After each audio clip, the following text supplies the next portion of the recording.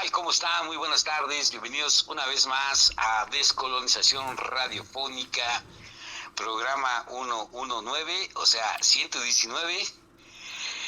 Y como siempre, es un placer y un honor tener con nosotros al maestro Guillermo Marín, al cual saludo con mucho cariño y respeto. Maestro Guillermo Marín, muy buenas tardes. ¿Cómo está usted? Pues bien, gracias, con los achaques de la vejez, que no perdona, como dice mi esposa, que la garantía se acaba a los 70, pues cascabeleando, pero trabajando con mucho gusto. Como un buen Suru, maestro, Sí, o como ¿verdad? un buen Volkswagen, ¿no? Así es. Maestro, pues déjeme decirle que de esta manera, pues viéndolo desde esa perspectiva, y yo creo que la garantía o la póliza de seguro que traemos cada uno de nosotros, pues es totalmente varía, ¿no? Muchas veces se nos acaba la garantía jóvenes y muchas veces tenemos la oportunidad de llegar pues a una edad pues dentro de la promedio que puede decir que está considerada, ¿no? Que puede llegar a vivir un ser humano, o un hombre, un varón por lo especial. Pues sí, eh, yo creo que necesitaríamos repensar este asunto a partir de que somos una de las 6 civilizaciones más antiguas del planeta y que, desde mi humilde opinión, llegó a tener el más alto estándar de calidad de vida para todo el pueblo. Porque normalmente en cualquier país o cualquier reino, sultanato, federación, pues los dirigentes viven bien, ¿no? Te comenté que alguna vez que fui invitado por el gobierno a Cuba, el gobierno cubano, y sí me recibieron la élite, pues que vivía, bueno, con decirte que ahí conocí la primera grabadora de video, que era más o menos así, era grandota, ¿no? Eh, y bueno, ellos viven muy bien, no así el pueblo. Y pues lo mismo pasa aquí, ¿no? Estos señores extranjeros avecindados aquí, que dice el INEGI que son 357 familias, pues viven muy bien. Y los demás, pues, a jalones y estirones. Entonces, bueno, yo te diría que uno de los grandes logros de la civilización es que educaban para la vida, no para el trabajo y el consumo. Educaban para la vida con valores y principios que ya venían de casa. Nunca usaron la moneda. Claro, Tenían el concepto de que no había propiedad privada. así es. Que otro concepto importante es el bien común. El bien común está por encima del interés personal. Otro elemento cultural es que ellos eran o trabajaban en la meritocracia. Es decir, que quien podía alcanzar, porque no eran todos iguales, pues eso no es posible, ¿no? En la sociedad en la que vivimos, la diferencia es el nivel de ingresos para el consumo, ¿no? Hasta las empresas de mercadotecnia dicen clase A, clase B, clase C, ¿no? Son clases sociales. Nuestros abuelos no tenían eso de esa manera. Lo que hace diferencia aún ahora en Oaxaca, yo lo he visto, es el servicio a la comunidad. En aquella época, sin remuneración, sin que les pagaran. Entonces, las personas que más han servido a la comunidad, que comienzan desde topiles, mensajeros, hasta llegar a ser no solamente presidente municipal, sino el mayor logro es ser mayordomo de la fiesta. Entonces todo su recorrido es de servicio. Entonces en estas, en esos municipios, pero viene esto de ancestral, eh, la voluntad de la comunidad tiene una democracia participativa y entonces cada mes hay una asamblea en esa asamblea la gente del pueblo lleva los temas que quieran tratar, la presidencia municipal los pone en orden, del más importante al menos importante, y se empiezan a tratar uno por uno los asuntos, y a mano alzada se toma una decisión. Y eso implica que las autoridades mandan obedeciendo. No lo mandan por sus pistolas o por... No, ahí está la meritocracia. Y personas que son muy reacias a cooperar, pues están hasta abajo de esa pirámide de servicio. Entonces, bueno, esto me lleva al meollo del asunto, la educación. Pero aquí en la educación hay mucha confusión, porque una cosa es educar y otra cosa es capacitar. Sí. Capacitar. Entonces la capacitación puede durar un día, una semana, meses, años, pero tiene un límite, ¿no? O sea, aquí en este país es jardín de niños, primaria, secundaria, preparatoria, universidad, maestría, doctorado y postdoctorado. Entonces, bueno, a veces las personas tienen 30 años y están en su segundo o tercer doctorado. Entonces, nosotros tenemos esa... A mí me pasa cuando fui funcionario, me presentaban una persona y ¿cuál es su nombre? Licenciado y profesor fulanito de tal. Y yo siempre les decía, oiga, le estoy preguntando su nombre, no sus niveles académicos, ¿no? Claro. Porque hay gente que entra con que yo soy médico, yo soy abogado, y no. ¿Usted quién es en verdad? Entonces yo creo que lo importante es la formación humanista, es decir, educar para la vida. Y la educación está en la casa. Fíjate que hay demostración científica, entre comillas, que los bebés en la panza de su mamá empiezan a tener nociones muy interesantes que nosotros hoy no creeríamos que tuvieran. Por ejemplo, se dice que los niños recién nacidos no ven. Yo recibí a mi hijo en un parto, no sé cómo le llaman, antes de explosivo, creo. Y cuando el niño salió de su mamá, abrió los ojos, se me quedó viendo. Entonces, hay una idea de que la educación, una idea equivocada, de que los padres mandan a los hijos a la escuela a educarse. Eso es totalmente falso. Yo creo que por evadir la responsabilidad. Y yo he trabajado en escuelas privadas y me ha tocado ver que los padres de familia a veces ellos piden que se aumente la colegiatura para diferenciar las piedras de los frijoles. Fíjate qué cosa tan terrible, ¿no? Entonces, creo que en México necesitamos conocer, entender lo que es verdaderamente la educación, y esto es a partir de conocer nuestra historia. No a salir a Brasil, no a salir a Francia a buscar un modelo educativo para copiarlo, porque México siempre ha hecho eso y cobra, perdón, bueno, también está incluido, ¿no? Pero copia modelos fracasados a un precio muy alto y que no tienen nada que ver con nosotros, porque somos un pueblo con mucha identidad, con mucha experiencia de vida.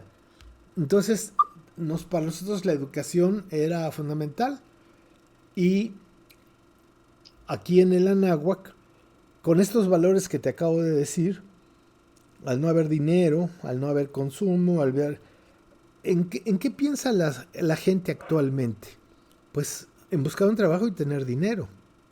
¿Y para qué quiere dinero? Para comprar. ¿Y qué busca con comprar? Ser útil, ser feliz, ser la mamá de los pollitos. Pero pues eso no sirve. Entonces, pues, es complejo el asunto, Antonio. Claro, maestro, esto me lleva a recordar hace unos días. Tengo unos amigos que trabajan en una refaccionaria para motos y bueno, pues resulta que me preguntaban que si es verdad que ellos pueden, el sistema educativo mexicano los está instruyendo para ser empleados nada más. Y no puedo evitar, maestro, acordarme hay una canción muy bonita de Los Prisioneros, no sé si los conozca, una banda de rock chilena. No. Bueno, hay una parte de una canción que se llama El baile de los que sobran. Y dice la canción más o menos, me hace un poquito la letra, dice, nos dijeron cuando chicos jueguen a estudiar, los hombres son hermanos y juntos deben trabajar. Oías los consejos, los ojos en el profesor, había tanto sol sobre las cabezas y no fue tan verdad. Por esos juegos al final, terminando para otros con laureles y futuro, y dejaron a mis amigos pateando piedras. Maestro, ¿qué le diría a usted a estos jóvenes que como que dudaron después de escuchar el programa Descolonización Radiofónica de la semana pasada y que se quedaron sorprendidos al pensar que el sistema educativo mexicano estaba creando empleados nada más y no por decir algo, empresarios o autosuficientes de poder, no sé, crear su propio patrimonio? ¿Qué les diría a esos jóvenes? Bueno, mira, yo lo digo de esta manera. Nuestros viejos abuelos a los 7 años entraban, si eran hombres, al Telpochcali y si eran mujeres al Ilpochcali. Y era internado de las mujeres de un lado y del otro. Y en las tardes se reunían en el Cuicacali para hacer lo que hoy llamamos educación artística. Y un elemento fundamental de la educación de estas instituciones era que tenían que ser autosuficientes porque el gobierno no les daba nada. Entonces los muchachos y las muchachas tenían que aprender primero hasta hacer sus edificios, bueno, sus casas, donde eran las escuelas. Aprendían a sembrar, aprendían a cosechar, aprendían a sembrar algodón y luego de ese algodón hilarlo y hacer prendas, ¿no? Entonces, aparte de lo académico, ¿no? Porque hemos de saber que la calculadora más antigua del planeta la hicieron nuestros abuelos. Era una matriz de cálculo que se llama Nepohualcinci. Entonces, ellos, imagínate, si tenían una... ¿Cómo se explica por qué tenían una calculadora si no estaban tras la mercancía, la riqueza y todo? A diferencia, por ejemplo, de no me acuerdo qué cultura de Mesopotamia que inventó lo que más adelante sería la escritura cuneiforme, que en tablillas de barro con rayándola, haciendo figuras, las inventaron para como libros de contabilidad, ¿no?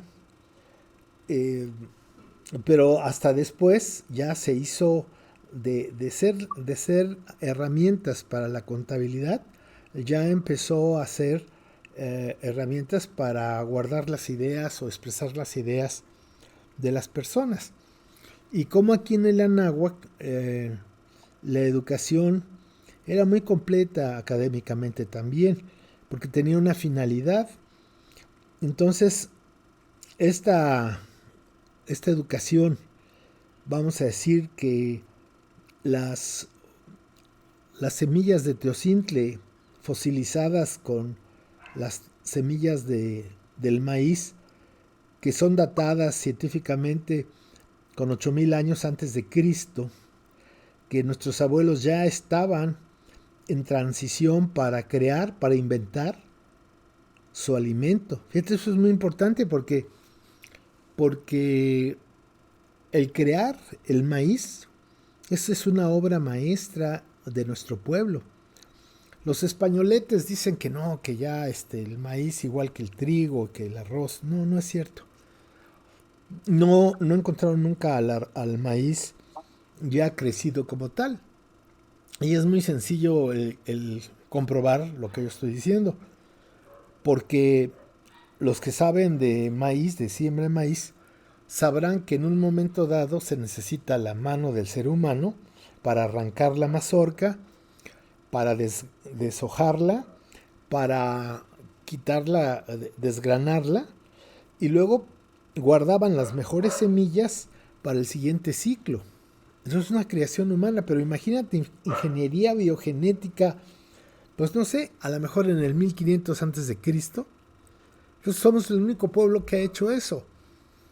Otra cosa es que casualmente todas las civilizaciones, las 6 más antiguas del planeta, que son Egipto, Mesopotamia, China, India, la zona andina, que es el Tehuantinsuyo, y al norte el Anáhuac. Aunque nosotros, como tú sabes, decimos que es una sola civilización, ¿no? Es una sola civilización. Bueno, todas construyeron pirámides, todas, sin ponerse de acuerdo. Y contra lo que dice Mel Gibson y Hernán Cortés y todos estos cábulas, les diré que decían que los abuelos hacían eso para hacer sacrificios humanos y que 10 o 15 mil personas le sacaban el corazón el mismo día. Eso ya está comprobado que no es posible. No tenían los instrumentos. Tenían la obsidiana, pero la obsidiana se rompe para hacer una incisión. No, en todo caso, no se abre donde está el corazón porque están las costillas. Bueno, es muy complicado, pero no se puede. Entonces, ¿cuál es la razón por la cual todos los pueblos en su nivel más alto de conocimiento hicieron pirámides? Y como dije hace ratito, nuestros abuelos enfocaban su ser y su quehacer en investigar la mecánica celeste, que es perfecta, exacta, y investigar la mecánica celeste, que es perfecta y exacta, y que lo hicieron, para eso hicieron las pirámides, lo que llamamos pirámides, que no fueron ni ciudades, ni centros de consumo, ni palacios, ni fortalezas, no, fueron centros de investigación. Y la otra área de investigación de nuestros abuelos fue la energía. No me atrevería no tengo los elementos de los pelos en la burra en la mano, pero hay muchas personas que coinciden en que los abuelos trabajaban ya la física cuántica. No como hoy la conocemos, que viene de Estados Unidos, Rusia. No, tiene otra visión. Pero sí se usaba lo que llaman la física cuántica. Los que han leído la obra de Castaneda sabrán que Don Juan podía estar en 2 sitios al mismo tiempo. Eso es la física cuántica, que descubre que hay elementos más pequeños que un neutrón, un protón, y que por eso es el Olin Yolitzin, vida y movimiento. Entonces, bueno, si tú comparas eso y tú dices, bueno, para 1521 los anahuacas tenían muchas generaciones que habían ido a la escuela. Tenemos ahí el triste ejemplo de el fecalito obstructor. Sí sabes a quién me refiero, ¿no? Sí, por supuesto. Sí. A Felipe Calderón. Así es, porque esas son sus letras, ¿no? Fecal. Yo le digo fecalito obstructor, Pero bueno, él dijo que había llegado a la presidencia, le estaban demostrando y rebatiendo que pues, había sido un fraude, y eso lo sabían. Y ese fraude estuvo orquestado por su cuñado, que tiene altos estudios en informática, y le hizo un no me acuerdo cómo se llama. Un software. Sí, pero del software hay un, Hackeo. ¿cómo? Un hackeo, sí. Con lo que se hace eso, pero bueno, Ajá. soy ignorante de Somos dos estas, nosotros. estas cosas, pero que están en todas partes, ¿no?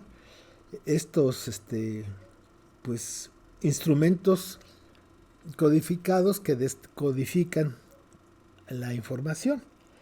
El caso está en que lo estaban reclamando eso y le dijeron, ¿cómo es que usted puede ser presidente con el 51 punto, no, ¿qué? El 1%, Menos era 1%. punto 56, algo así. Y le dijeron que en todas partes del mundo cuando se llegaba eso se volvía a hacer otra elección. Y entonces este fecalito obstructor les dijo que haya sido como haya sido, él era el presidente, ¿no?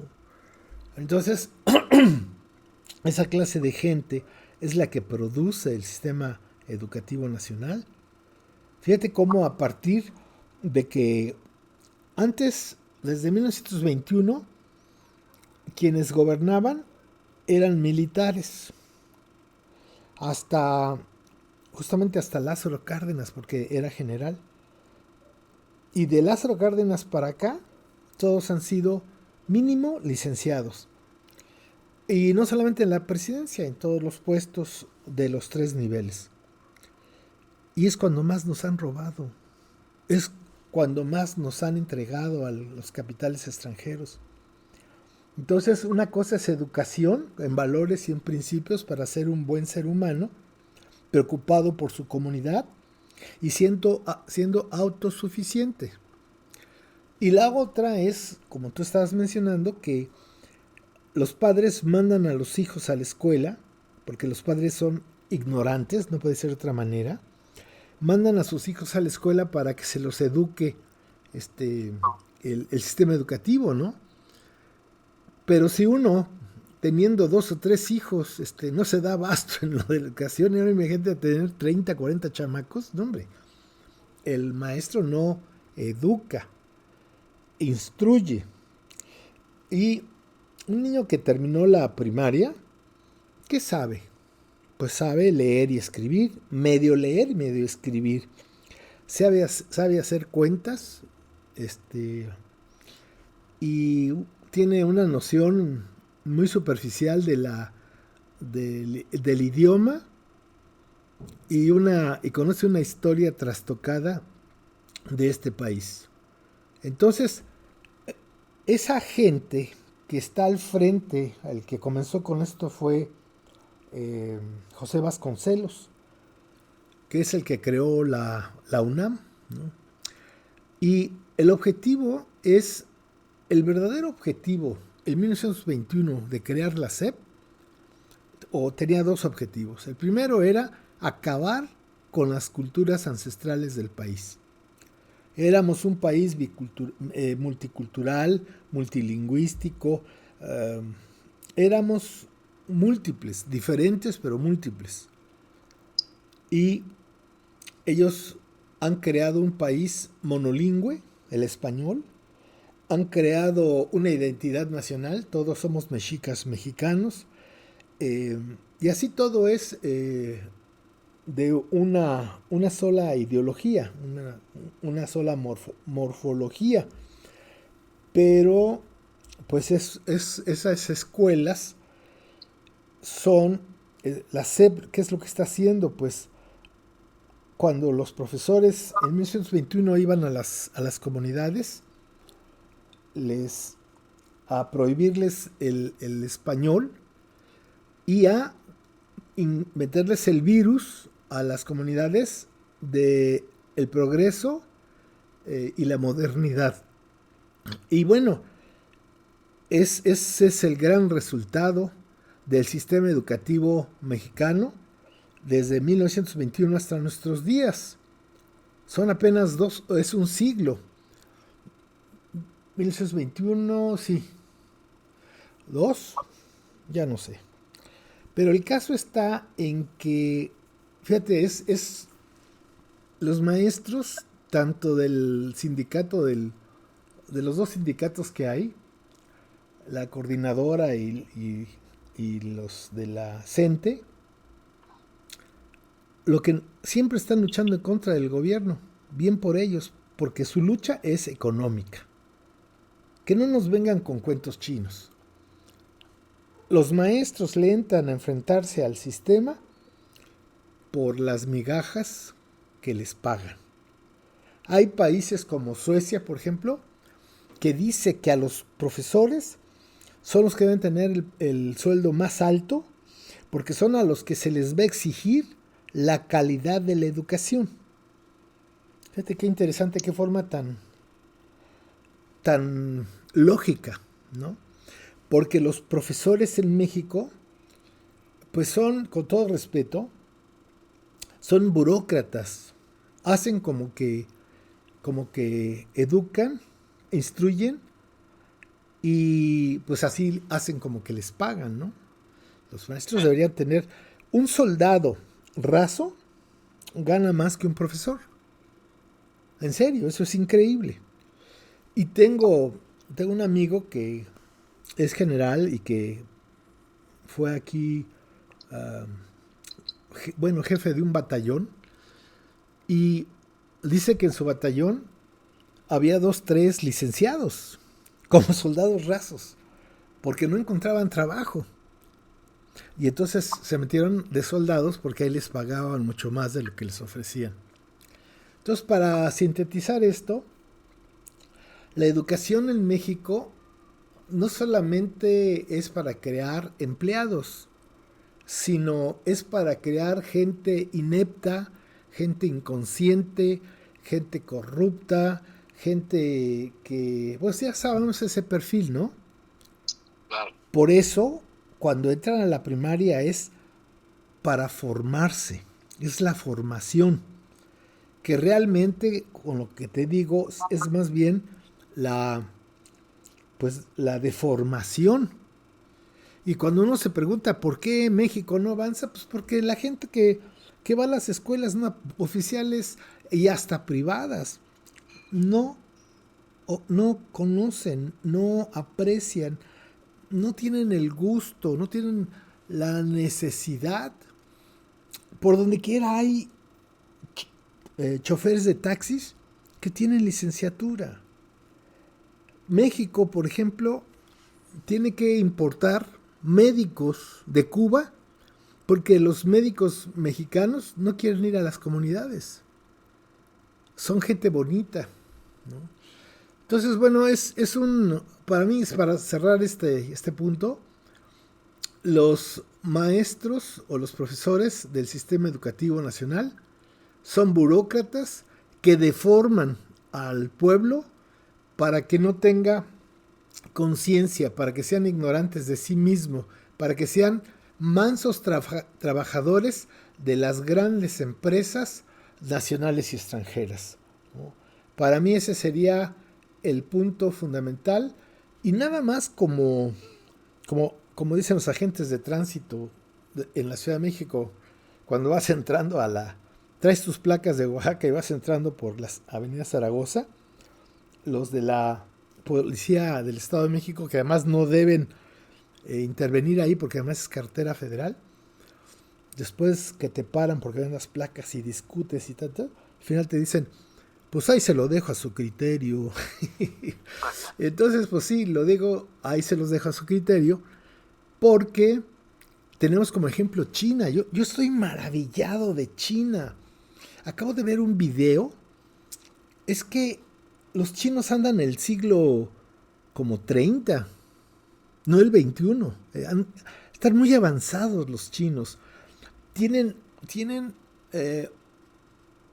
1 millón de chinos que tienen más de $1 millón. tienen ciudades verdaderamente maravillosas, ¿no? En el espacio ya se llevaron por delante a los rusos y a los chinos. Ellos tienen su propia estación en el espacio, ¿no? En todos los niveles, ellos son autosuficientes y más bien exportadores. Y si volteamos para atrás, hace 70 años, China era uno de los países más pobres del mundo y un país muy corrupto, ¿no? Y en 70 años están creando los aviones de guerra de quinta generación. Están creando cosas increíbles, ¿no? Y entonces se pregunta uno, ¿cómo es posible si hace 70 años, entonces los que tuvo el PRI, ¿no? ¿Por qué seguimos siendo canchanchanes? ¿Por qué seguimos siendo el mil usos? Pues por el sistema educativo. Y entonces, ¿cómo los chinos llegaron a ser lo que hoy son? Pues justamente por la instrucción, el alto nivel de instrucción y capacitación que tuvieron y siguen teniendo desde niños hasta el posgrado. Porque no fueron los marcianos ni los de Júpiter que vinieron aquí a regalarles todos sus grandes logros. Entonces, ¿quiénes fueron? Fueron a Cuba, fueron a Estados Unidos, a Inglaterra, a Rusia para que les dieran la información. No, ellos la crearon. ¿Y cómo crearon eso? Pues justamente con lo que estoy diciendo. Si tienen una base muy buena educativa hasta llegar a los niveles más altos, pues se da ese milagro. La educación es la capacidad de transformación no solamente de la madre tierra, sino de los seres humanos. Porque como hemos dicho, los perros no van a la escuela, los gatos no van a la escuela, el ser humano ¿es o se hace? Y la respuesta es que el ser humano se hace. ¿Y qué es lo que lo hace ser humano? La educación. ¿Cómo ves, Antonio? Totalmente de acuerdo, maestro. Ahorita es inevitable y dejar de pensar en esta canción que se llama El baile de los que sobran, sobre todo por la participación involuntaria de Balán. Me llamó mucho porque esta canción precisamente trae un ladrido de un perro.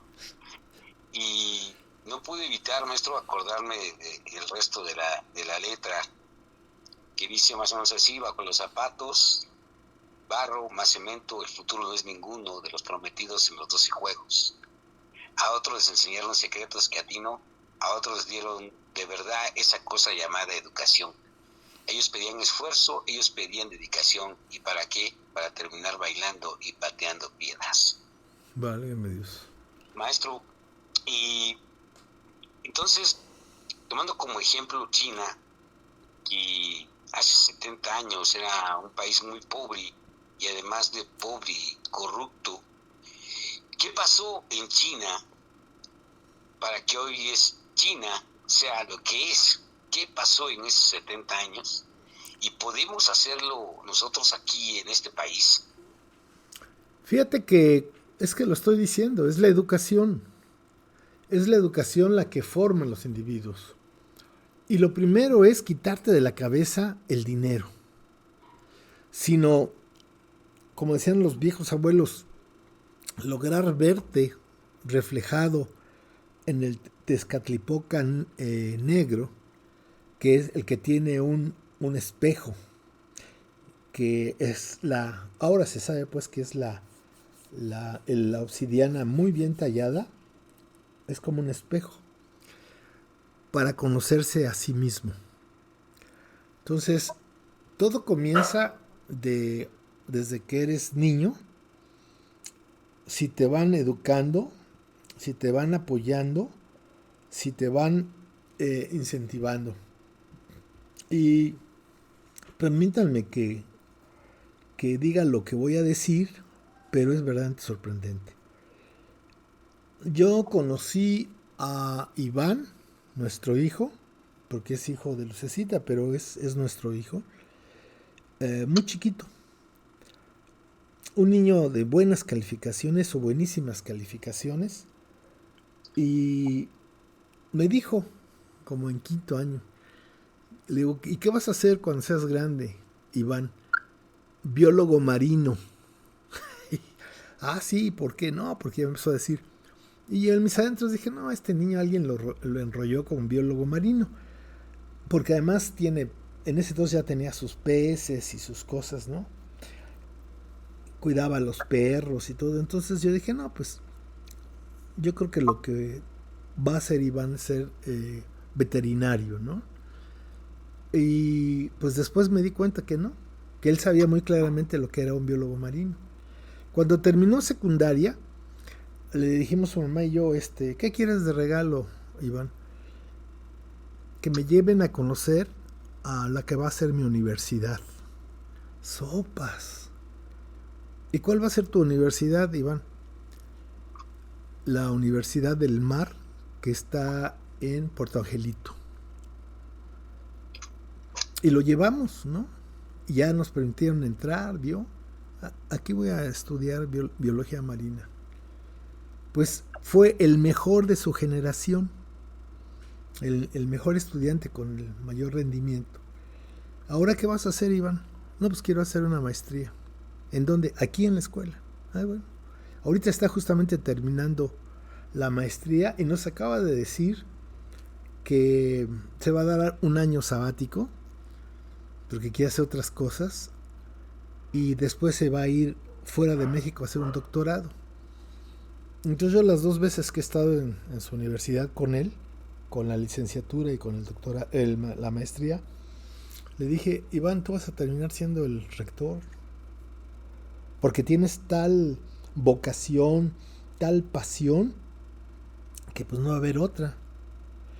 Y eso es lo que diferencia a las personas verdaderas de, pues de las personas que están perdidas en el espacio, diríamos.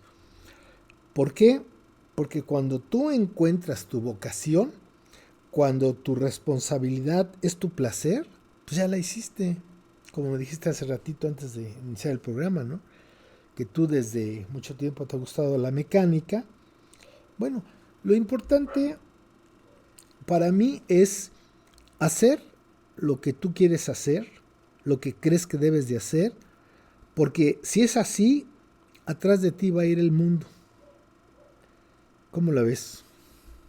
Pues, suena muy, muy bien, maestro, es muy bonito. Yo creo que esa convicción que, por ejemplo, mostró Iván desde muy pequeño, esa que no se salió de la línea recta, y que él mismo se había trazado, porque nadie se la trazó, y él siguió esa línea,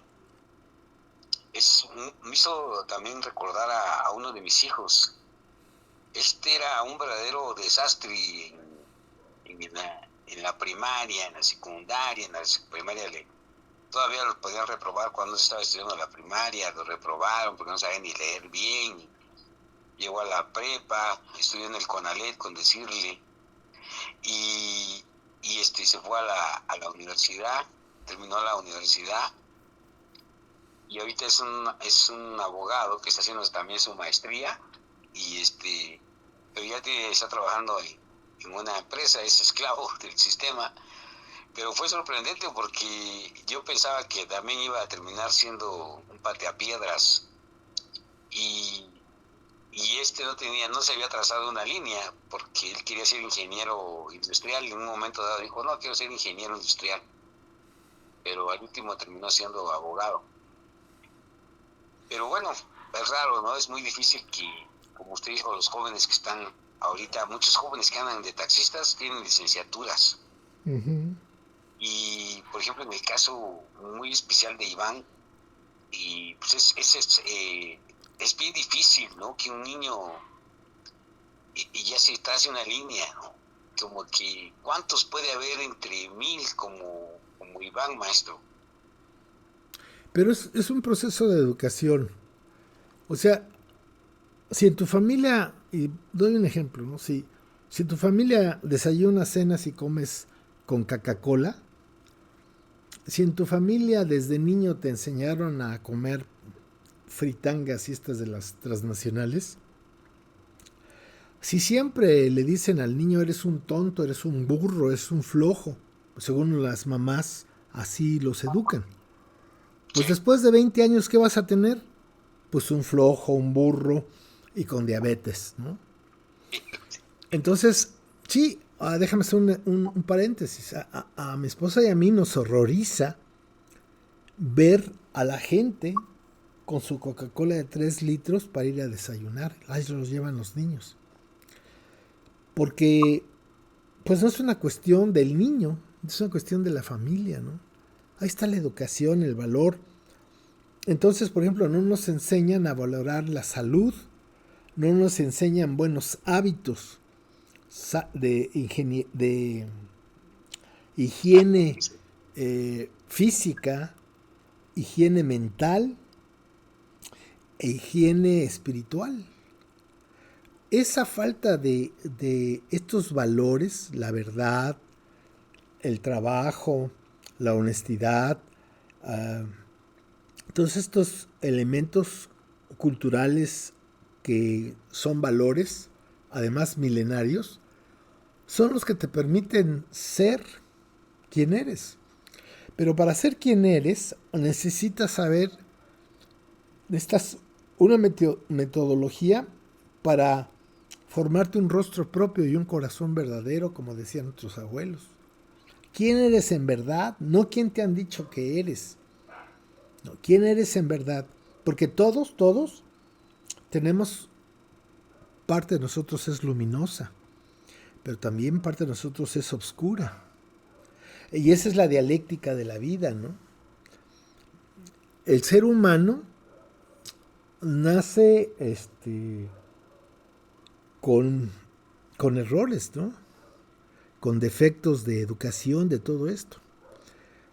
Y el problema, o el desafío más bien, es tener conciencia de tus zonas erróneas y trabajar para quitarlas, para ampliar tu parte luminosa,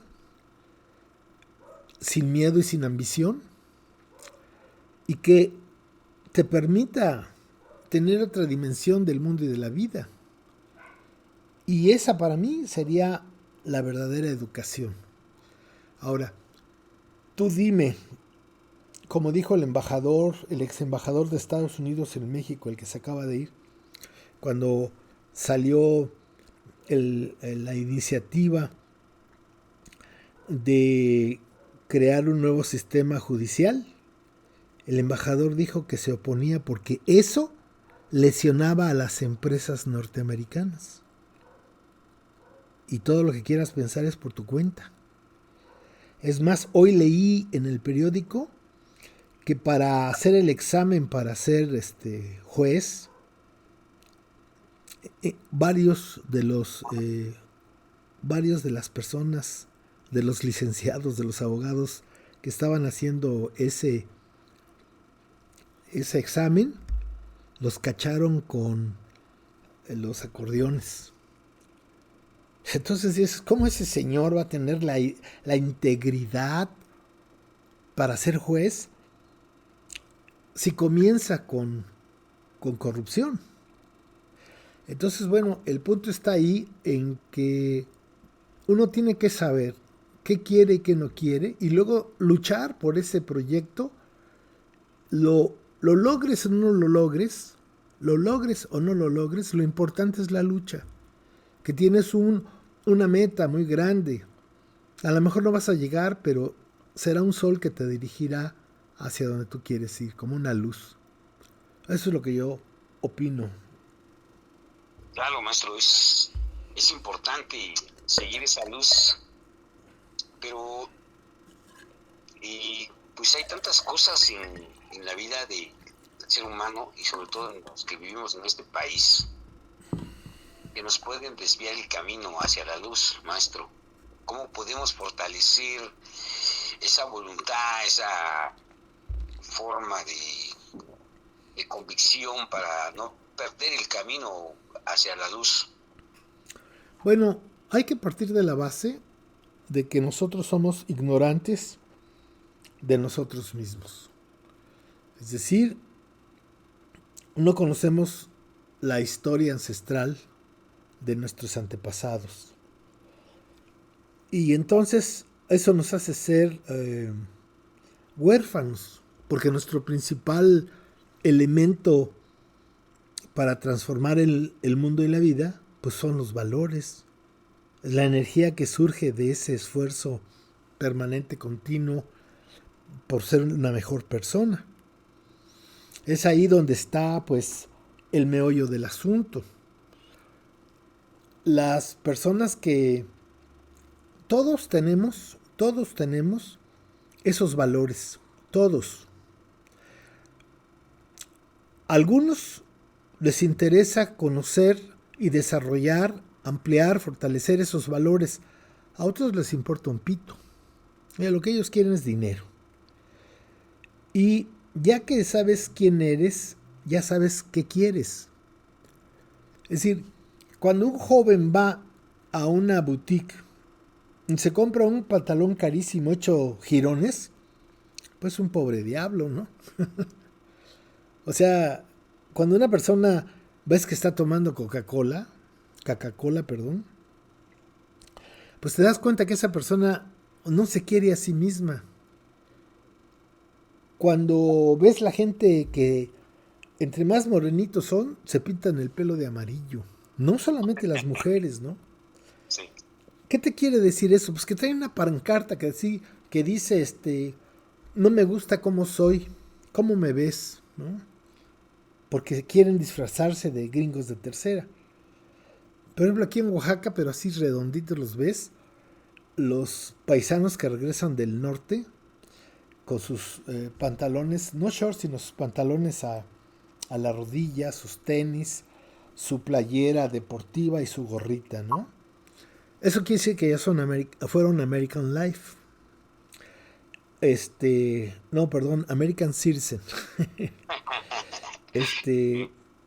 Entonces, yo creo que lo importante es cuando tú sabes qué quieres, tú te las ingenias para lograrlo.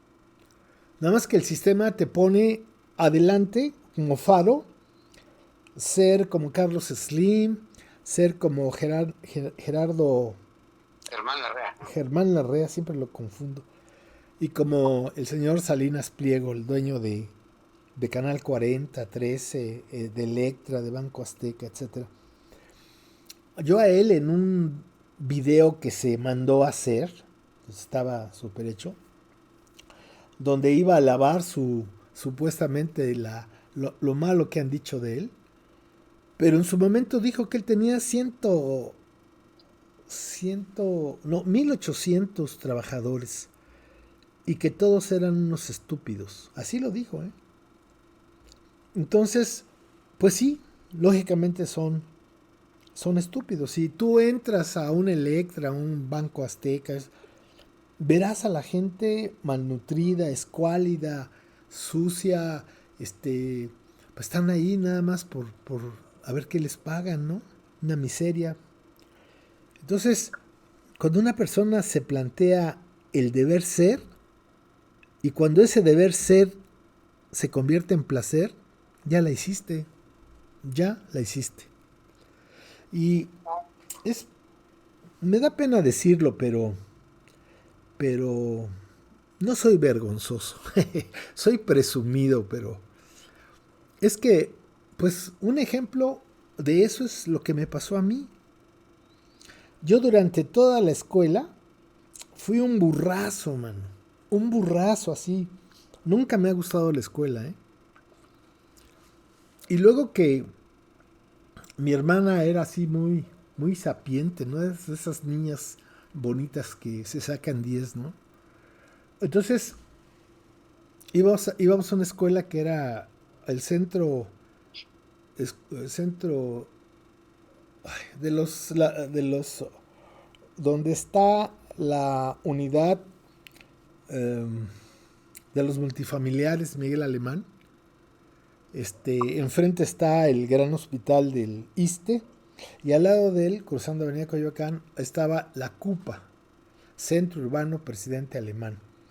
Y era una de las escuelas que la primera dama supuestamente las protegía, ¿no? A estas escuelas. Entonces parecía escuela del primer mundo, ¿no? Y era de niñas. Pero después le dijeron que no, que la tenía que ser mestiza, ¿cómo se llama? Con niños también. Y entonces rápidamente escogieron a 5 muchachos, 5 niños, ¿verdad? Y yo ahí llegué a 5º año con mi hermana, que había dejado un año porque se enfermó. Entonces hicimos el 5º año lo hicimos juntos y el 6º también, y con la maldita maestra, que espero Dios la tenga a fuego lento. Porque mi hermana era la más aplicada del salón, Antonio, de verdad. Y yo el más burro de la escuela. Y la maestra y yo nos odiábamos. Y nos hacíamos cada perruchada que, por ejemplo, te cuento, ¿no? Ya era rebeldía contra la maestra, ¿no? Entonces eran dos plantas, ¿no? Salones que estaban a ras del suelo y luego encima de ese otros salones. Tenía 12 grupos. Y luego tenía un patio del otro lado donde habían árboles que luego ahí en ese momento estaban derramando, ¿no? Cortando los árboles arriba. Entonces la maestra el día anterior pidió para la clase de biología que lleváramos un vegetal. Y entonces, ya que después del recreo, a ver, saquen su vegetal. Y como siempre, Guillermo no llevaba el vegetal. No, pues me puso verde, barrido y regado. A ver, Laurita, ¿traes tu vegetal? Sí, maestra, aquí está. Ay, tu hermano que es un burro, es un irresponsable. Que... Me echó las cacayatecas encima. Ve al patio y tráete un vegetal. Sí, maestra. Y ahí va, voy caminando por todo ese corredor, bajo las escaleras y agarro una rama que parecía un árbol, man. Y ahí voy subiendo las escaleras, jalando mi árbol, ¿no? Recorro el pasillo hasta el fondo que estaba en los quintos. Levanto el árbol y lo recargo sobre la puerta y toco porque era así clásico y siempre había una niña que se paraba y abría muy coquetamente la puerta y buenos días todo el grupo, ¿no? Y entonces toco, llega la niña, abre la puerta y ¡cuás! Mano, cae el árbol. No, hombre, la maestra vomitaba de rabia. Pues es que me burlaba de ella, ¿no? Pero usted dijo que un vegetal, sí, pero una hojita, algo. Pero usted no me dijo, usted me dijo un vegetal, pues yo traigo un vegetal. Y así pues, ¿no? Dejo la anécdota. Y bueno, siempre fui muy burro. Y pasé la secundaria así de panzazo.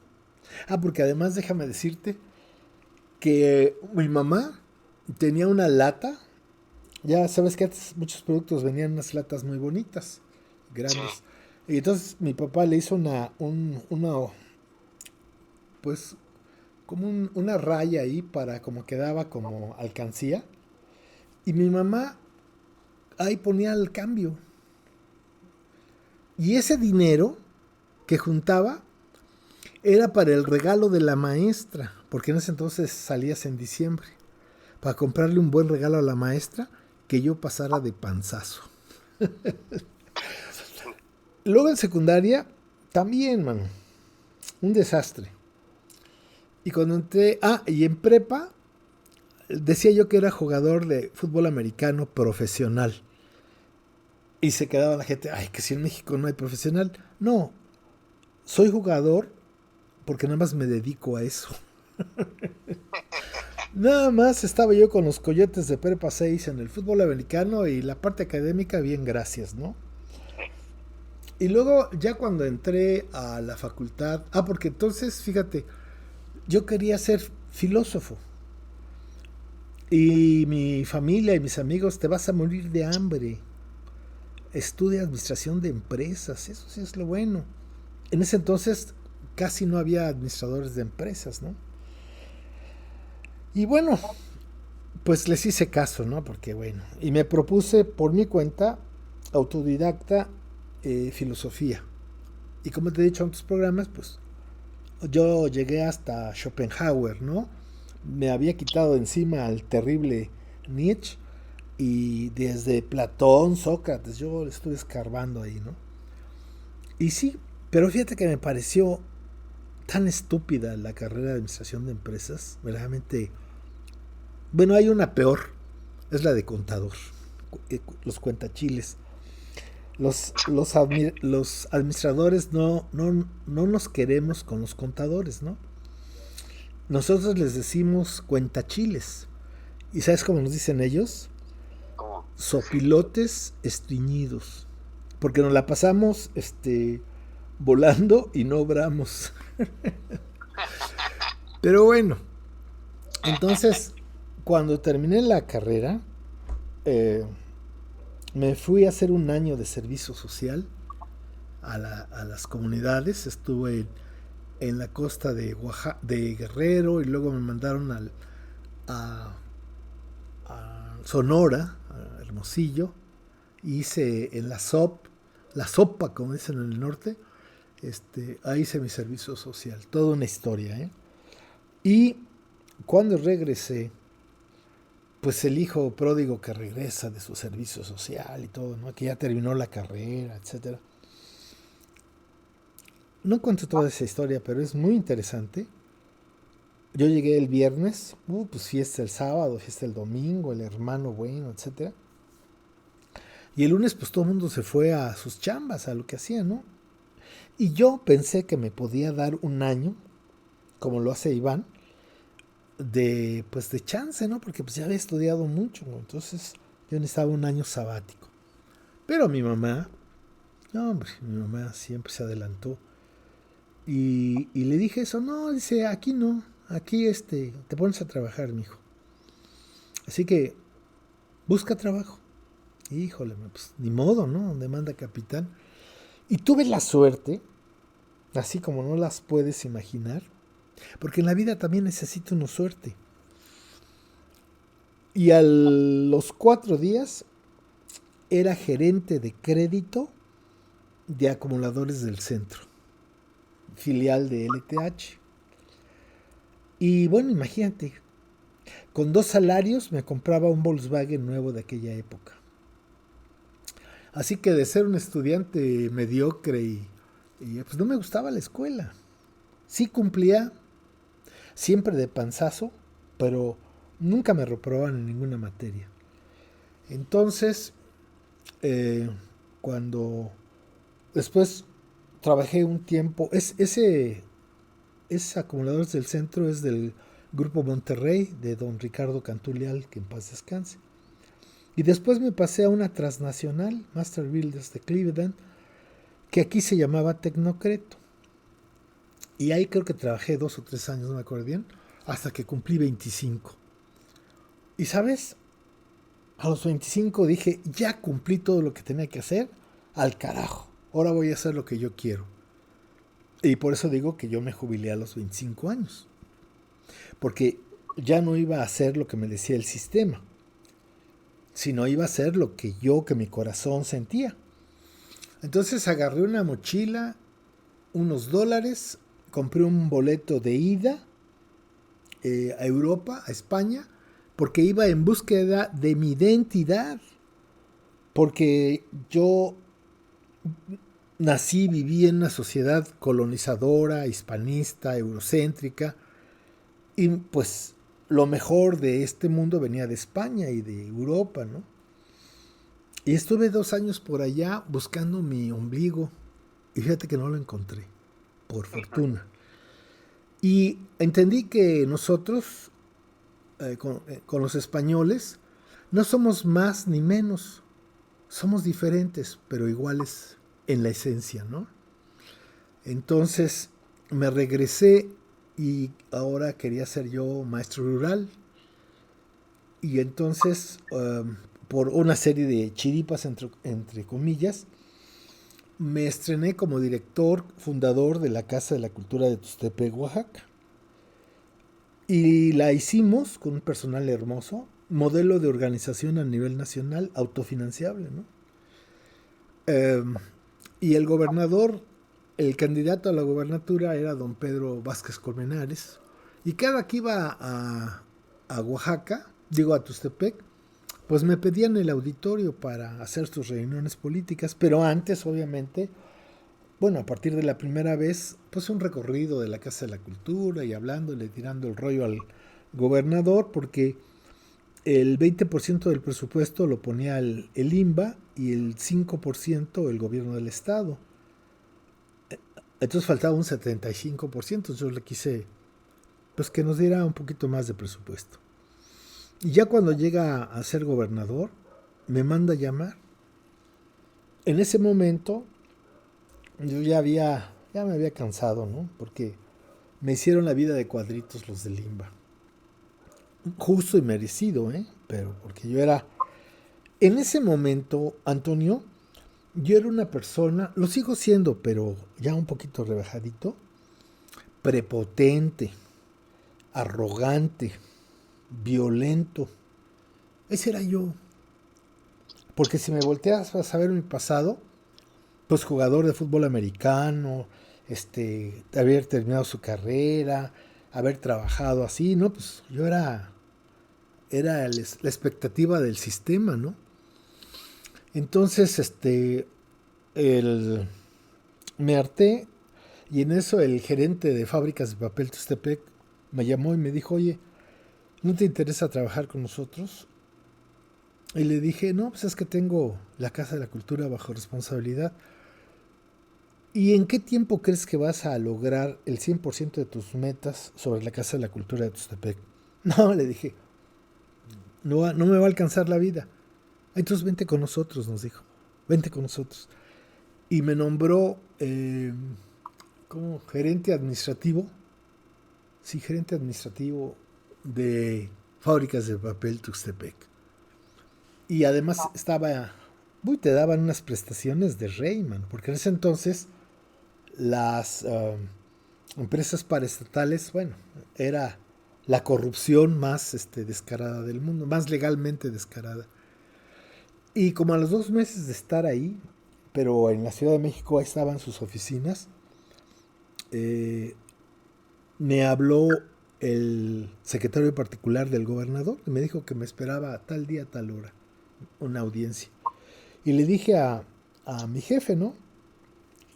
Al ingeniero Roberto Salís, el Roberto Salinas Solís, que si me daba permiso de... No, no, claro, ve, me dijo. Ya vine con el gobernador y me propuso que fuera yo director de la Casa de la Cultura de Oaxaca. Y lo que le dije, yo creo que le sorprendió, pero porque hasta abrió sus ojotes, ¿no? Le dije, ¿y de cuánto es el salario? Porque en Fapatux me pagaban 70,000 pesos. En la Casa de la Cultura de Tustepec yo me pagaba 10,000. No, pues era una cosa así, ¿no? Y me dijo, piénselo, vaya usted aquí al administrativo, pregunte cuál es el sueldo de usted, cuál es el sueldo del director de la Casa de la Cultura. Y bueno, y regresé a México y me dijo, ¿qué pasó? ¿Cómo te fue? Y ya le expliqué. ¿Y qué decidiste? No, que me quedo aquí. Y se rió y me dijo, ¿tú no sabes que el gobernador es mi jefe? Quedé así. Porque aquí el presidente de la Junta de Gobierno es el gobernador. Y ya me habló y me dijo que yo me estaba pirateando a su gente. O sea, se la volteó a mi jefe. Y me dijo, y si no aceptas, te vas a quedar como el perro de las dos tortas. Así que haz tu maletita y vete a Oaxaca. Y bueno, pues dije, ya ni modo, ¿no?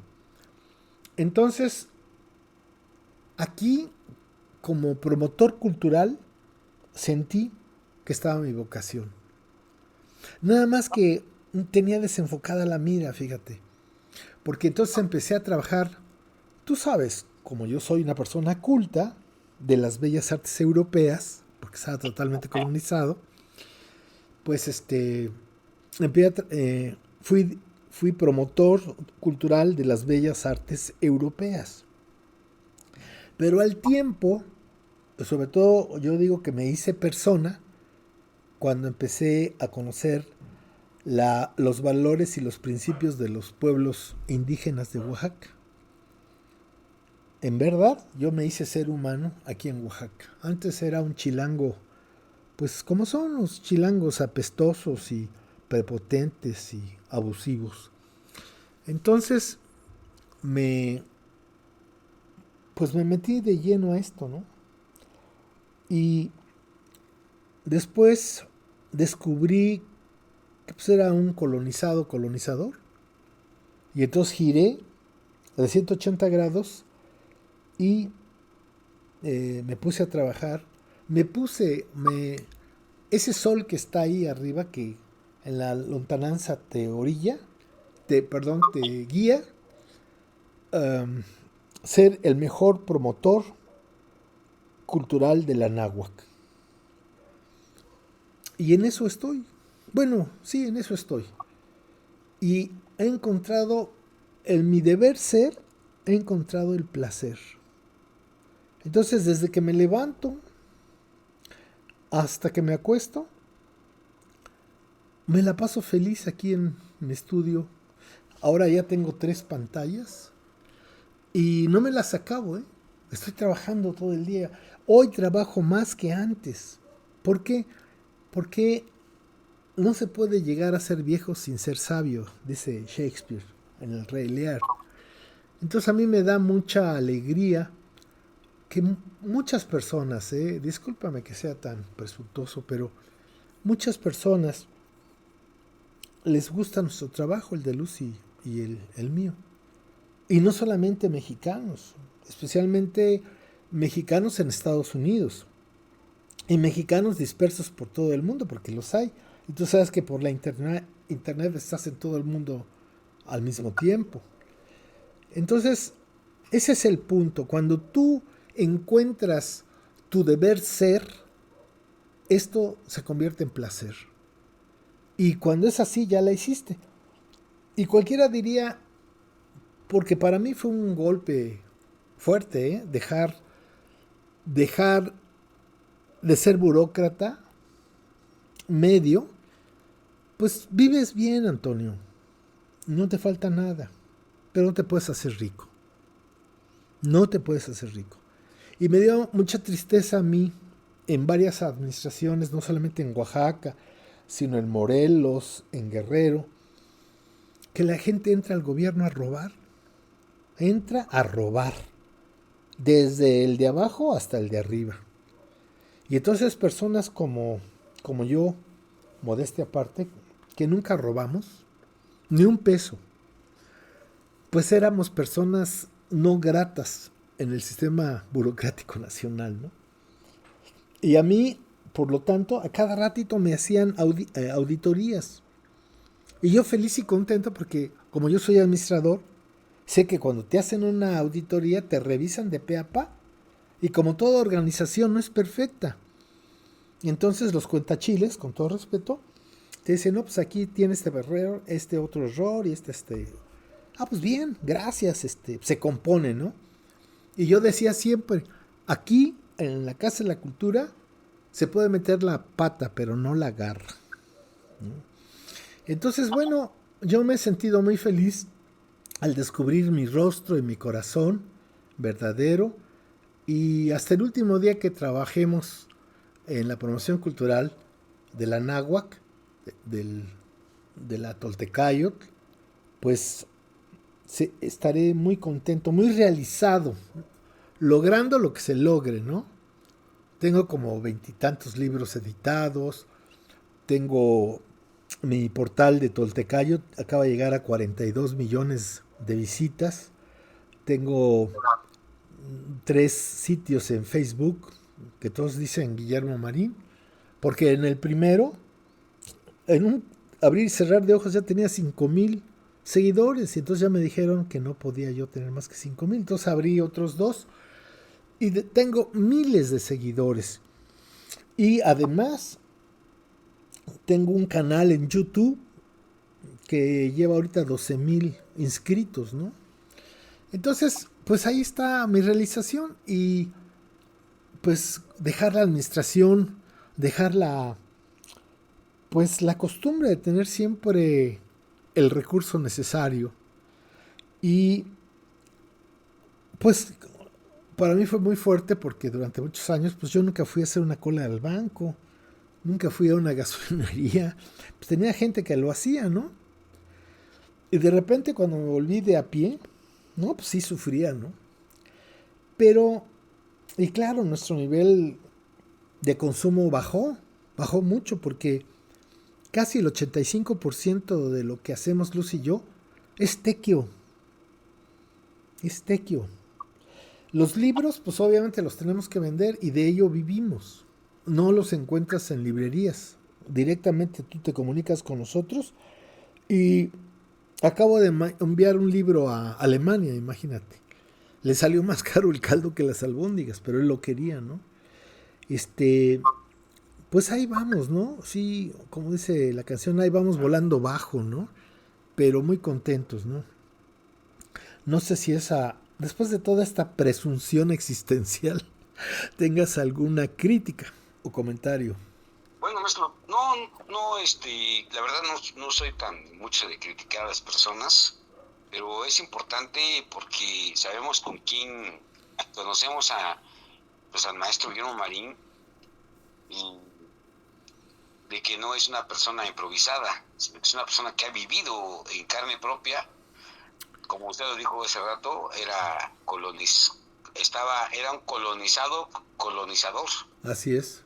Entonces, eso es muy importante porque probablemente nos cuenta usted que en algún momento hubo una persona que le criticó algo que usted usó, me parece la palabra prehispánico, en una mención que usted hizo. Uh-huh. Y después usted le contestó, es que todavía estoy en mi proceso de descolonizarme. Y obviamente sabemos que descolonizarse no está fácil, maestro. ¿Usted cree que ya lo logró, maestro? De ninguna manera. Soy racista, soy clasista, estoy colonizado. Y si yo dijera que no es cierto, además sería mentiroso. Porque lo que te han introyectado, no solamente a tu persona, desde niño, sino a tus padres, a tus abuelos, a tus bisabuelos, pues no te lo vas a quitar leyendo un libro, ¿no? Va a costar mucho trabajo y en esas estamos trabajando. Y sabes que se me olvidó comentarte algo que creo que es importante para el tema de la educación. Porque así como escuchas que soy crítico del sistema educativo, tengo maestría. Y yo no creo como ves, yo no creo en la educación. Pero un día una persona que yo admiro mucho, que ya se fue al Mictlán, que espero le haya ido bien en su viaje, el licenciado Luis Garza Alejandro, que fue un maestro, fue director de varias instituciones federales de cultura, ¿no? Y siempre aprendí mucho de él, ¿no? Me dijo un día, porque me decía antropólogo, oiga, antropólogo, le recomiendo que haga su solicitud para hacer su maestría en Venezuela, por la UNESCO. Ah, pues sí, cómo no. Y fíjate, me entregó el machote de solicitud. Dice, nada más perdón, nos hablamos de usted, llévelo a la embajada de Venezuela y va a correr los papeles. Y bueno, pues hice eso, ¿no? Pero eso fue como 3 años antes de. Y cuando estaba el Consejo Nacional de la Cultura y las Artes, que ocupaba un solo edificio en Insurgentes Sur, donde comenzaba Insurgentes, y estaba yo en un piso para entrar a hablar con el licenciado Luis Garza. En ese entonces yo era el de, ¿cómo se llama? Culturas Populares de Oaxaca. Y él era el jefe, ¿no?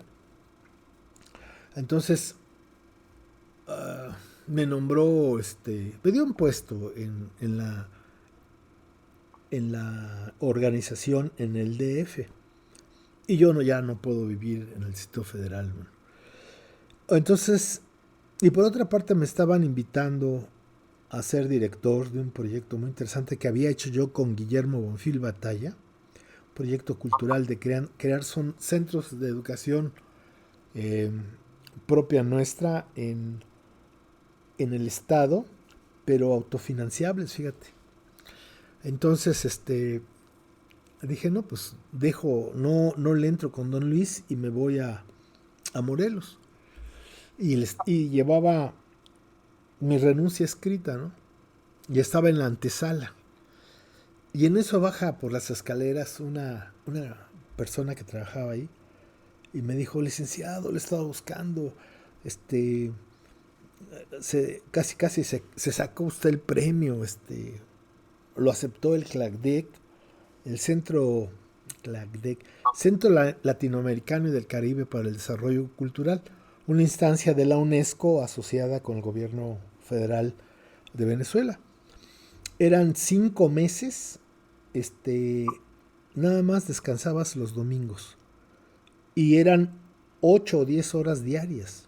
Una maestría a todo galope. No, pues imagínate. Todo te daban, ¿no? Hasta avión de primera, me acuerdo. Entonces, pues ya entré con don Luis, ya no le dije que iba a renunciar, porque una de las cosas, unos requisitos es que que yo debía estar trabajando en una institución cultural y que el director aprobara que yo viniera, que fuera a hacer esa maestría y que me tenían que pagar, mantener mi sueldo, ¿no? Y entonces don Luis dijo, pues que felicidades, y que ya, quién sabe qué, y bueno. Entonces ya me fui a hacer esa maestría. Pero no es que yo lo haya buscado, sino pues ir a Venezuela, ir a otro país, 5 meses con los gastos pagados y todo, pues cualquiera, ¿no? Aunque no te dieran maestría ni nada. Y regresé con la certeza de que yo era, modestia aparte, un buen promotor de cultura. Porque muchas cosas de las que se trataron en esa maestría eran proyectos y programas en las cuales yo había intervenido, ¿no? Entonces sí sabía de promoción cultural. Ahí me di cuenta que sí sabía no nada más de lectura, sino en los hechos, ¿no? Entonces regresé con esa consigna y fue cuando hice este libro que se llama, ¿cómo se llama? ¿Dani Bexe? No, es de promoción cultural. ¿Cómo se llama? Hasta se me olvidó. Manual básico del promotor cultural. Y fue el primer manual de cultura que se hizo por un mexicano. Había 2, pero eran argentinos. Y sobre todo uno que tenía un libro, cómo hacer promoción cultural en las comunidades indígenas. Imagínate nada más. Un argentino, ¿no? Entonces, hice ese, y luego hice pedagogía tolteca, filosofía de la educación en México antiguo. El caso está en que, pues, regresé y he seguido trabajando sin miedo y sin ambición el proyecto de vida que me he marcado. Y un día me habla el dueño de una universidad de aquí de Oaxaca. Y me dice, oye, la junta directiva ha decidido darte el doctorado honoris causa por lo que has hecho en tu vida profesional. Pues imagínate, ¿no? Yo nunca pensé ni hacer una maestría ni luchar por un doctorado, ¿no? Entonces, por eso digo en alguna forma que también influye mucho la suerte, ¿no? La suerte. Y ya nomás para finalizar, porque estoy de presumido, es que encontré a la mujer más maravillosa del mundo. Y soy muy feliz.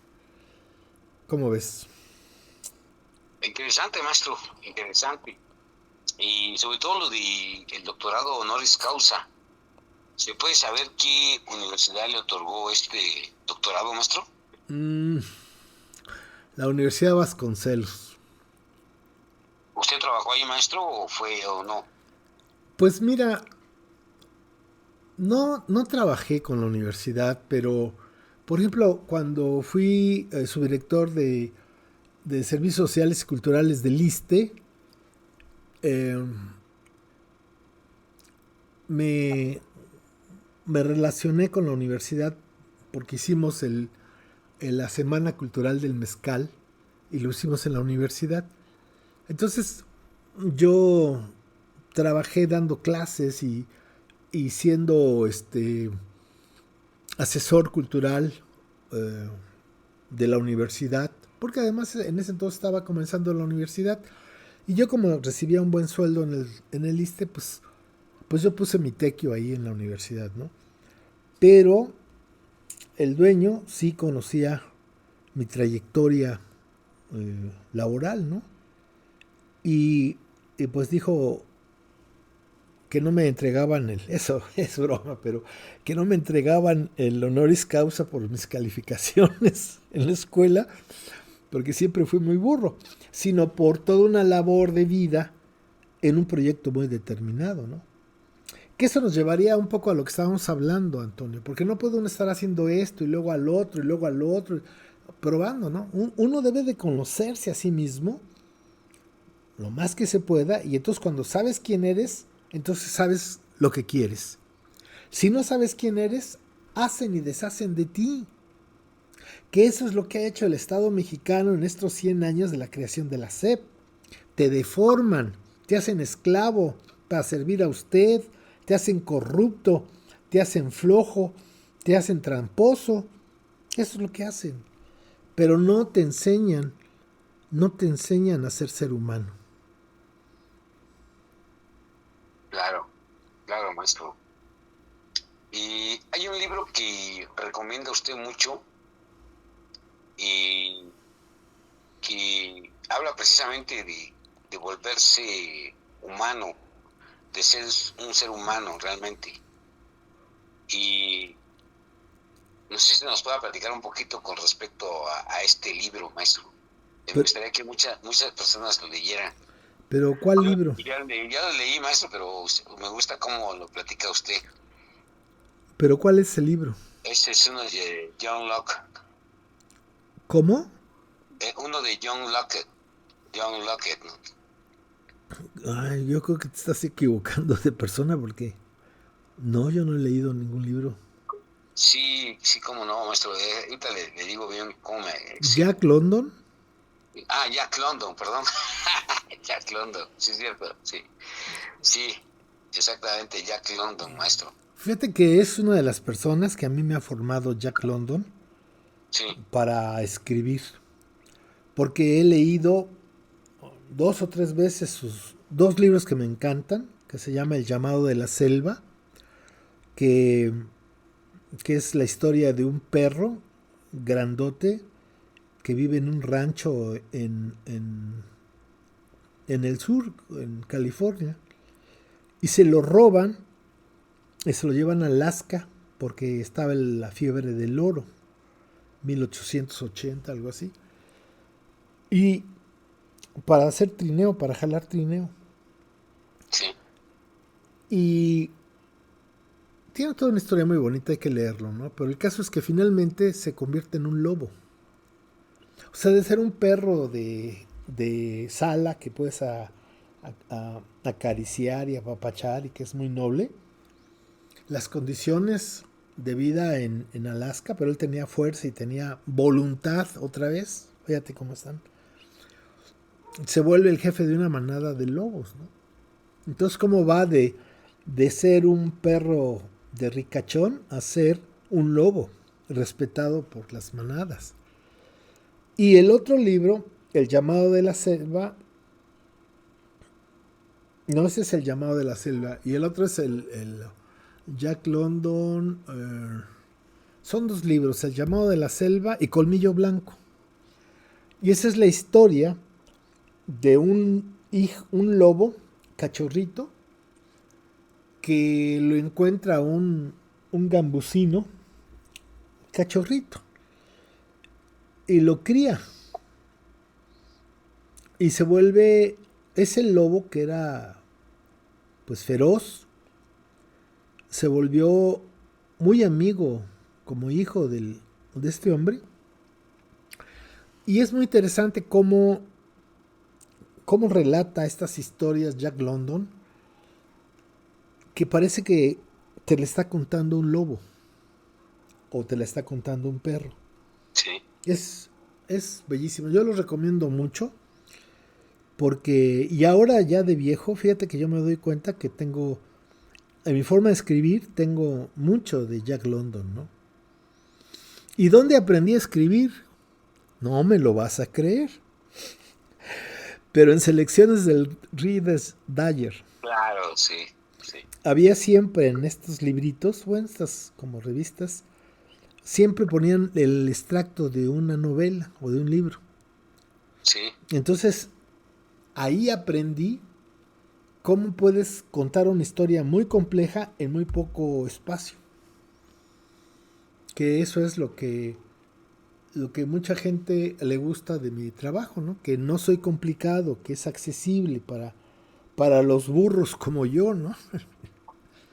Pero sí fue Jack London, sí lo recomiendo mucho. Además, él estuvo en la Revolución Mexicana.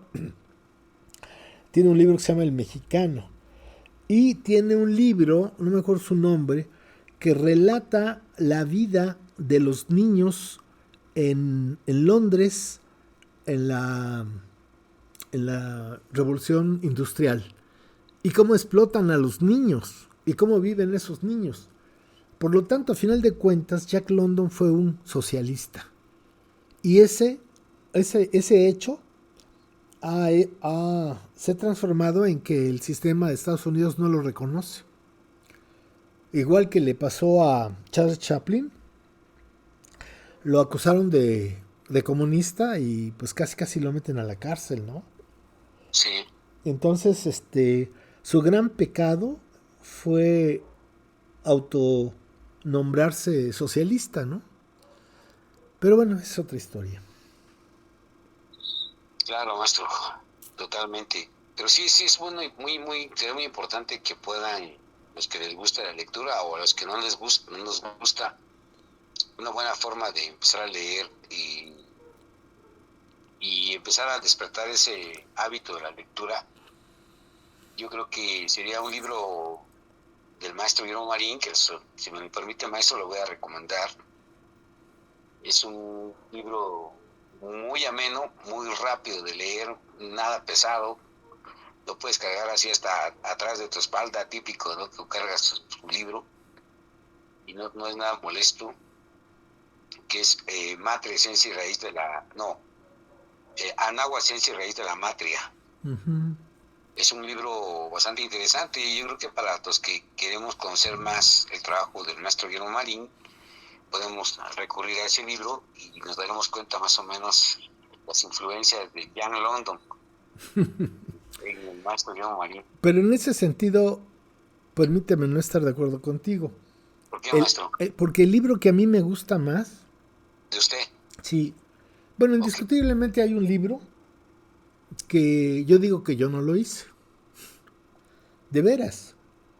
Fue un libro casi que me lo dictaron, porque yo no soy escritor, que se llama, ahora se llama, porque ahora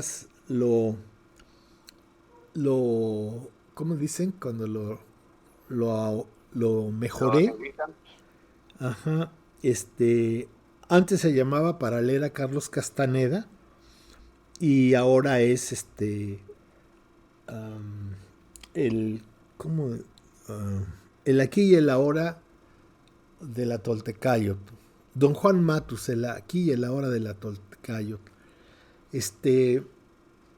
Pero ese libro, fíjate, tengo una amiga que es que bueno, imagínate, se jubiló en la UNAM en la área de impresión de libros.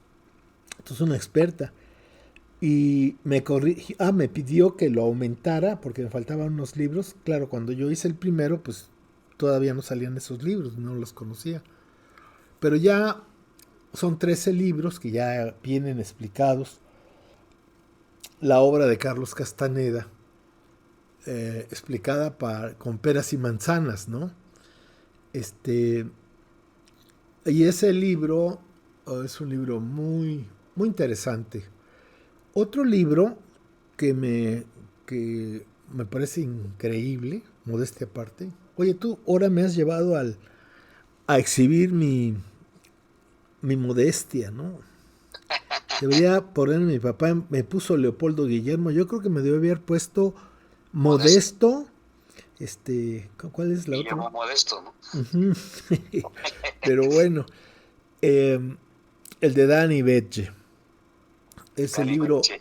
Oh, sí, perfecto, ese excelente. libro es increíble, ¿no? Porque ese Sí. libro lo hice en Monte Albán. Me dieron, por eso te digo que es cuestión de suerte. Me dieron un permiso porque el que era director o delegado del el INA en Oaxaca era mi amigo. Y le expliqué cuál era el proyecto, que quería hacer un libro, y me dio un pase para todas las zonas arqueológicas para entrar a la hora que yo quiera. Entonces yo iba a las 5 de la tarde, ya cuando salía toda la gente, y toda la zona arqueológica era para mí. Entonces yo subía, a veces bajaba a 7 de la noche, otras veces a 2 de la mañana, me iba con mi lamparita. Y casi todo lo que está en ese libro, casi todo viene de ahí, fíjate. O sea, yo subía ya con el cerebro blanco y bajaba ya con ideas. Y está ese libro que es la historia de un hombre de conocimiento desde que nace hasta que se vuelve energía, ¿no? Ese es un libro. Pero a mí el que más me gusta y que además lo recomiendo mucho y que mucha gente me ha dicho que es un libro para hacerse película, es el de los los los sagrados manuscritos del jaguar blanco. Claro. Ese es un libro que me gusta mucho porque no es grande, no es un mamotreto y muy agradable. Pero además lo interesante de ese libro es que los personajes que entran ahí, todos existen, salvo el dueño de la casa. ¿No te acuerdas cómo se llama el dueño de la casa? Rivadeneira. Entonces, por ejemplo, el personaje, bueno, el que va a dar pauta para conocer al personaje es un periodista de cultura muy famoso. Y entonces, pues ese se llama Fernando de Ita. Y entonces le hablé a Fernando y le dije, oye, mira, se trata de esto, si me permites usar tu nombre y que como personaje del libro. Y todos me dijeron que sí, hasta, fíjate lo que son las cosas, hasta el maestro Antonio Velasco Piña, el que hizo varios libros que hizo sobre el México antiguo, y él aparece en el libro, ¿no? Entonces, yo lo recomiendo mucho porque se puede la gente, pues es un libro así como de aventuras, ¿no? Pero reales. En fin, los sagrados manuscritos del jaguar blanco. Y fíjate que me acabo de enterar que una de las zonas arqueológicas de Yucatán, traducido al español, es el jaguar blanco. Así es. El jaguar blanco. Entonces, Pues el otro jaguar es el jaguar negro, Ekbalan. Entonces, bueno, sorpresas te da la vida, ¿no? Pues sí, exactamente, maestro. Precisamente me robó la pregunta de la boca, porque precisamente le iba a preguntar sobre la zona arqueológica recién descubierta, ¿no? En Ujú. Yucatán. Así es. Sí, interesante, maestro. Y yo creo que es importante que conozcamos que el maestro Guillermo Marín no es una persona improvisada, es una persona que lleva una trayectoria trabajando en la historia de la náhuatl y sobre todo investigando a los que escriben sobre el náhuatl. ¿O no es así, maestro? Sí, claro, porque yo no soy investigador. Yo, yo investigo a los escritores o a los historiadores. Pero déjame decirles una cosa que es muy importante. Todo lo escrito desde 1519 hasta 2025, todo está escrito desde el punto de vista hispánico, eurocéntrico, colonizador. Y en todos los escritos, comenzando con las cartas de relación que escribió Hernán Cortés, siguiendo con el, el padre de la historia de los indios, eh, ¿cómo se llama? Bernardino de Sagún, hasta llegar a Enrique Krauser y López Matos, Matos Moctezuma, Miguel León Portilla, todas esas vacas sagradas, este, es una visión eurocéntrica que está hecha para que la gente no sepa nada del, de la náhuatl, ¿no? Comenzando con el libro de Hernán Cortés, Cartas de Relación, que ya fueron estudiadas por la maestra Eulalia Guzmán, que demuestra que todo el libro está lleno de mentiras, de omisiones y de exaltaciones a su noble persona, que no sirve para nada ese libro. Y sin embargo ese libro es el fundamento de todos los libros que se han escrito sobre el México antiguo. Oficialmente, ¿no? Hay otros libros, fíjate que especialmente ingleses y gringos, que sin estar colonizados, porque ellos son colonizadores, que encuentran en nuestra civilización pues cosas maravillosas, ¿no? Entonces, este, la historia oficial de el México imaginario, en su historia oficial, fíjate lo que voy a decir, no existe ninguna voz de la náhuatl. Comenzando con Hernán Cortés. Entonces, ¿cómo es posible que una invasión y una ocupación feroz por los extranjeros no exista, por ejemplo, la versión de Malinche, la versión de Cuauhtémoc, la versión de Axayácatl, la versión de ¿cómo se llama este señor de Texcoco? Iztlizóchitl, en fin, ¿no? O sea, ¿cómo vas a tratar de explicar cuando estás negando? Es como lo que está haciendo el estúpido de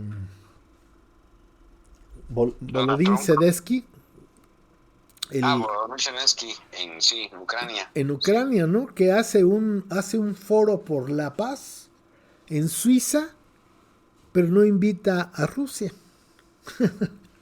Entonces, si no está la contraparte, ¿qué vas a decir? Pobrecito de mí, nos han hecho mucho mal los rusos, ¿no? Y no va a haber otra versión que diga, no, hombre, esto comenzó con la CIA y con la familia, ¿cómo se llama el presidente, el expresidente de Estados Unidos? Joe Biden. Biden, ¿sí? Sí. Entonces, bueno, todo tiene varias versiones. Yo por eso siempre que hablo de estas cosas, yo siempre ofrezco una disculpa genuina, honorable, a aquellas personas que no estén de acuerdo con lo que yo digo, porque tienen su derecho, es muy su derecho, y nadie tiene la verdad en la mano. Entonces, bueno, la historia ancestral de México, que es base y fundamento de lo que somos, en la historia oficial, la época prehispánica, que eran 9500 años antes de la llegada de los invasores, el sistema criollo que gobierna este país desde hace 2 siglos le ha hecho pensar a la gente que el México prehispánico, y lo digo entre comillas porque cómo nombrar lo propio nuestro en relación al invasor, siendo una de las civilizaciones más antiguas de la humanidad, mucho más antiguo que España, miles de años antes de los españoles. Entonces, ¿cómo es posible que se escriba una historia donde solamente hay una visión, una sola visión? Entonces yo estoy llegando y creo que ese va a ser el final de mi trabajo, porque seguramente algún francotirador me va a matar como cucaracha, porque a la conclusión que he llegado después de tanto reflexionar y conocer sobre la historia de esta civilización negada, diría mi maestro Bonfil Batalla, es que no somos mexicanos. Tú y yo no somos mexicanos. Que los criollos en 1824 crean un país de ellos y para ellos, donde estamos excluidos. Desde ese entonces, todos los morenitos, todos los nacos, todos los peladitos, todos los changos, ¿no? Entonces es un país que desde 1824 sus bases son el racismo y el clasismo y el abuso y la denigración, la desvalorización de nosotros. Y gracias a eso, por ejemplo, hay muchas personas, desgraciadamente, que son zapotecos, mixtecos, mayas, popolocas, purépechas, que les da vergüenza ser hijos de esa cultura. Y han dejado de hablar su lengua, y han dejado de hablar, de hacer sus tradiciones, porque quieren ser modernos, y quieren ser triunfadores, y quieren parecerse a sus depredadores, a sus explotadores, ¿no? Lo que yo llamo colonizador colonizado. Entonces, pues yo creo, estoy seguro, que sí, que hay 3 clases, por decirlo entre comillas, de personas. Los mexicanos, que en 1824 crearon este país de ellos y para ellos, que además le pusieron Estados Unidos Mexicanos. Y toda casualidad que los mal pensados tengan, pues fue idea de ellos, ¿eh? Estados Unidos Mexicanos. Entonces, el concepto de México, pues no existe legalmente. Y ellos nos hacen pensar que el México prehispánico viene desde los mexicas hasta la destrucción de Tenochtitlan por parte de los parientes lejanos de los mexicanos. O sea, esos que tienen abuelito español. Y esos son los verdaderos mexicanos. Carlos Slim, ese amigo tuyo, Germán Larrea, Salinas Pliego, el señor Chedraui, todos esos son los mexicanos. Y luego es como un 10%, menos de un 10%. Y luego viene como un 80% de habitantes de este país que se dicen mestizos. Esos que dicen, los que están arriba de ese segmento, que me da mucha risa, dicen que son clase media. Y yo digo media jodida, ¿no? Porque fíjate que hay una investigación muy seria de Mexfan que dice que esos que se dicen clase media, la última semana del mes compran su comida con tarjeta de crédito. Entonces no son clase media, ¿no?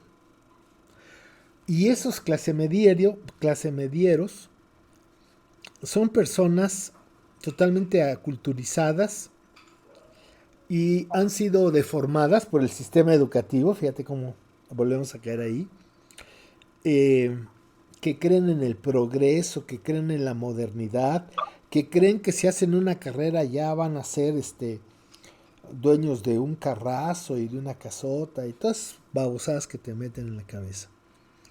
Entonces, ¿por qué no hay mestizaje en México? Bueno, porque el mestizaje es un proceso dialéctico en el que dos opuestos complementarios se unen, se funden para crear un tercero diferente a los dos que lo crearon. Y tú sabes, por ejemplo, que en 1511 un español, Gonzalo Guerrero, marinero, naufragó en las costas de Chetumal, se hizo maya y desposó a una doncella llamada Sacilja, formó una familia con 3 hijos. Eso sí es un mestizaje. Esos niños sí son mestizos. Pero nos meten en la cabeza que el mestizaje es el encuentro de Hernán Cortés con Malinche. Y realmente fue una violación. Y que el hijo nacido de esa violación le puso Martín Cortés. Y después tuvo otro hijo con su esposa, que a propósito se apellidaba Juárez. Y también le puso Martín Cortés. Y en la historia oficial dicen que Martín Cortés, ¿cómo le llaman? El bastardo. No, ese es el otro. El que es dueño de Coyoacán a Oaxaca. El marqués, ¿no? El marqués del Valle de Oaxaca.